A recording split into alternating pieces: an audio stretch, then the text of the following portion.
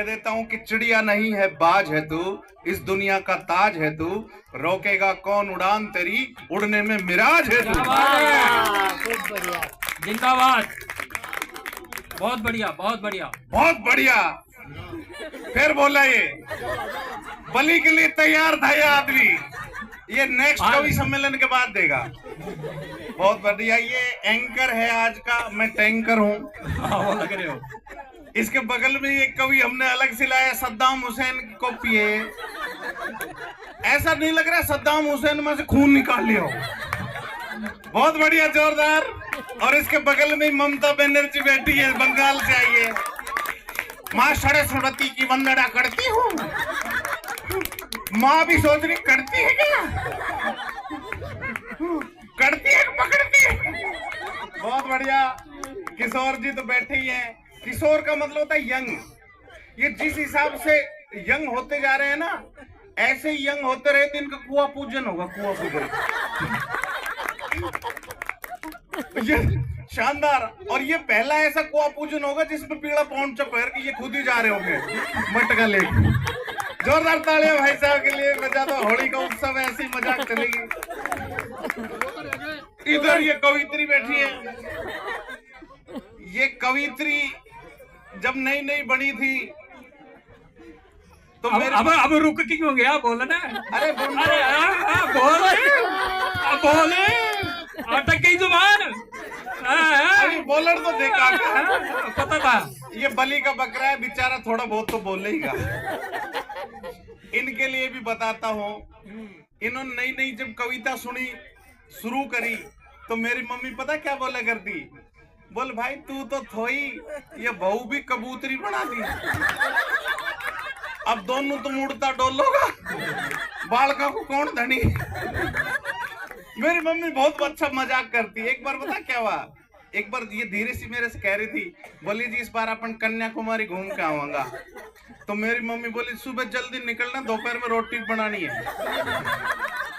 Mummy की अलग ही philosophy थी, गांव की देसी मम्मी थी, है ना। देसी मम्मी थी, बिल्कुल ऐसी मम्मी थी जिस कान में फुंसी हो जाती ना तो वो गोमूत्र ढूंढती, पर हमारे तो गाय थी नहीं, फिर वो भैंस का ताता ताता ही लिया थी।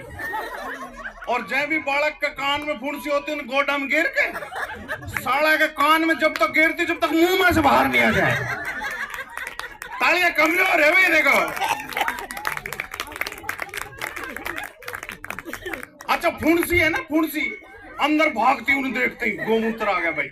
अंदर जाकर कोई बड़ा फोड़ा वोड़ा मिल जाता ना, साला भाग जा, निशान खत्म कर देगी, वंश खत्म करने वाले लोग आइए।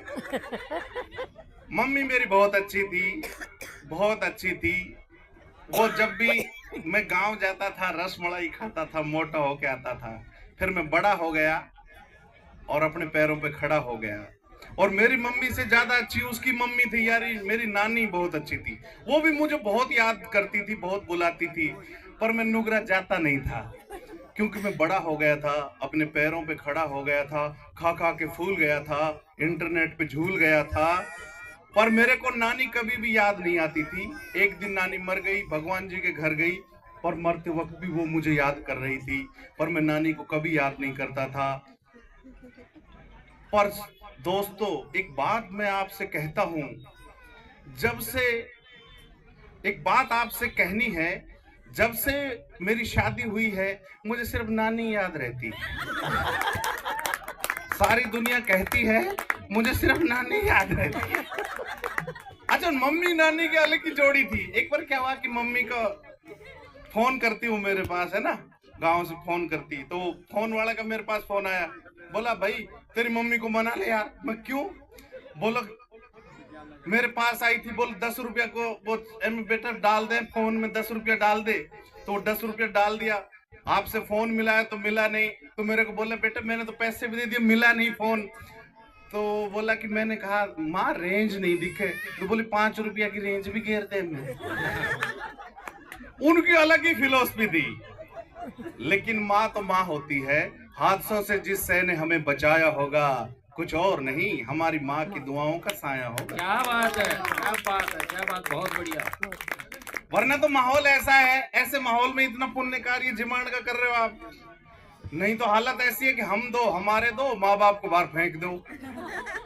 पर जब जब ये फार्मूला दोहराया जाएगा तो 4 का योग ही आएगा और माँ बाप को फेंकने वाले एक दिन तेरा भी नंबर आएगा। बहुत तालियां बढ़िया, फिर कमजोर रह गई आपकी। बहुत बढ़िया, बहुत बढ़िया। ये घर से पूछ रही है भाभी जी, भाई साहब से मैं ताली बजा लूं? मिलाओ मिलाओ, क्या कह रहे हो आप? का बोल पाएंगे क्या? वो आस पास ही तो नहीं है कहीं। अच्छा सर, आपने काला चश्मा लगा रखा, आपका सोना आने वाला है कहीं से? अच्छा, सोने जाने वाले हो आप।